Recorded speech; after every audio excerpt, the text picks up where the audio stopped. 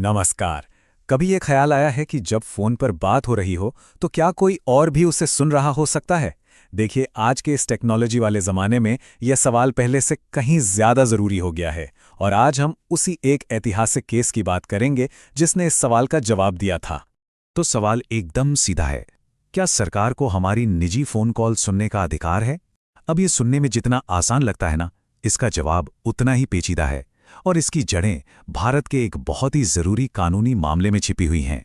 ये पूरा मामला टेलीफोन टैपिंग से जुड़ा था, मतलब छिपकर किसी की बातें सुनना। और ये एक ऐसा काम है जो सीधे सीधे हमारी निजता यानी हमारी प्राइवेसी के अधिकार पर हमला करता है।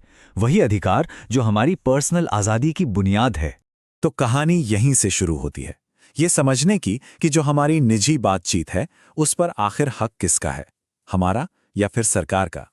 इस बड़ी लड़ाई की शुरुआत की एक मानवाधिकार संगठन ने, जिसका नाम था People's Union for Civil Liberties यानी PUCL। उन्होंने एक बहुत ही हिम्मत वाला कदम उठाया और सरकार की उस ताकत को ही चैलेंज कर दिया जिसके तहत वो नागरिकों की टेलीफोन पर हुई बातचीत को गुप्त तरीके से सुन सकती थीं। और बस इसी तरह भारत के कानूनी इतिहास के सबसे महत्वपूर्ण केस में से एक की नींव रखी गई। PUCL बनाम भारत संघ। अच्छा, PUCL ने इस लड़ाई के लिए एक बहुत ही शक्तिशाली कानूनी हथियार का इस्तेमाल किया। वो था जनहित याचिका, जिसे हम PIL भी कहते हैं। इसका मतलब एकदम साफ था, ये लड़ाई किसी एक इंसान की नहीं थी, बल्कि देश के हर एक नागरिक के अधिकारों के लिए लड़ी जा रही थी। तो अब मामला पहुंचा देश की सबसे बड़ी अदालत सुप्रीम कोर्ट के सामने। और सवाल भी बहुत बड़े थे। क्या फोन टैपिंग किसी के जीने और व्यक्तिगत स्वतंत्रता के अधिकार को छीनती है? क्या प्राइवेसी हमारा एक फंडामेंटल राइट है? और सबसे बड़ा सवाल, क्या सरकार की इस ताकत की कोई सीमा ही नहीं है या उस पर भी कोई लगाम होनी चाहिए? तो ये केस आप समझिए एक बड़ी वैचारिक बहस का अखाड़ा बन गया। एक तरफ थे नागरिकों के अधिकार और दूसरी तरफ थी सरकार की दलीलें। यहाँ पर टकराव बिल्कुल साफ था। एक तरफ नागरिकों का कहना था कि फोन पर निजी बात करना उनकी प्राइवेसी और अभिव्यक्ति की आज़ादी का हिस्सा है, जो हमें संविधान के अनुच्छेद 21 और 19(1)(a) से मिलते हैं। वहीं दूसरी तरफ सरकार राष्ट्रीय सुरक्षा और पब्लिक ऑर्डर का हवाला दे रही थी और इंडियन टेलीग्राफ एक्ट 1885 के तहत अपनी कार्रवाई को सही ठहरा रही थी। सालों की लंबी बहस और दलीलों के बाद आखिरकार वो घड़ी आ ही गई।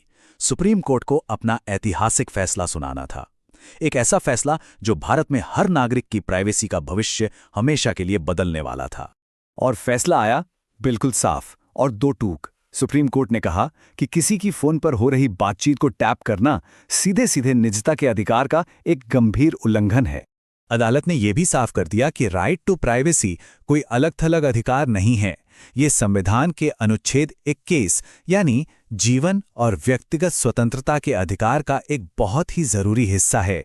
क्योंकि सोचने वाली बात है, एक सम्मानजनक जीवन बिना निजता के मुमकिन ही नहीं है। तो इस फैसले का असली मतलब क्या था? देखिए, कोर्ट सिर्फ ये कहकर नहीं रुका कि फोन टैपिंग गलत है, बल्कि उसने ये भी बताया कि इसे कैसे कंट्रोल किया जाए। उसने सरकार की शक्तियों पर लगाम कसने के लिए एकदम ठोस नियम बनाए। सुप्रीम कोर्ट ने फोन टैपिंग के लिए कई सख्त नियम बनाए। पहला, अब किसी का भी फोन टैप करने के लिए होम सेक्रेटरी की मंजूरी लेना जरूरी होगा। दूसरा, टैपिंग का कारण लिखित में दर्ज करना होगा। तीसरा, इसकी एक तय समय सीमा होगी। और चौथा, एक रिव्यू कमेटी इस पूरी प्रक्रिया पर नजर रखेगी। मतलब सीधे शब्दों में कहें तो सरकार की मनमानी पर एक मजबूत ब्रेक लगा दिया गया। तो अब यह सवाल उठता है कि लगभग 30 साल पुराना ये केस आज भी इतना जरूरी क्यों है? इसका असर असल में कितना गहरा और कितना दूर तक गया? असल में इस केस ने भविष्य के लिए एक बहुत मजबूत नींव रखी। 1997 में PUCL केस ने जो जमीन तैयार की थी, उसी पर चलकर 20 साल बाद 2017 में KS पुट्टुस्वामी केस में सुप्रीम कोर्ट ने प्राइवेसी को एक फंडामेंटल राइट यानी मौलिक अधिकार का दर्जा दे दिया। तो इस केस का महत्व सिर्फ फोन टैपिंग तक ही नहीं था। इसने निजता के अधिकार को एक नई ताकत दी, सरकारी निगरानी पर जरूरी सीमाएं लगाईं और हर नागरिक की व्यक्तिगत स्वतंत्रता की रक्षा की। इसने आने वाले प्राइवेसी कानूनों के लिए एक रास्ता तैयार कर दिया। आज जब हमारी जिंदगी पूरी तरह से डिजिटल हो चुकी है, जहां हमारा हर डेटा ऑनलाइन मौजूद है, PUCL केस का सवाल और भी बड़ा हो जाता है। फोन कॉल से आगे बढ़कर आज की लड़ाई हमारी डिजिटल बातचीत, हमारे मैसेज और हमारी हर ऑनलाइन एक्टिविटी की प्राइवेसी की है। तो सवाल यह है कि इस नए दौर में निजता की ये लड़ाई कितनी बदल गई है और हम इसे कैसे जीतेंगे।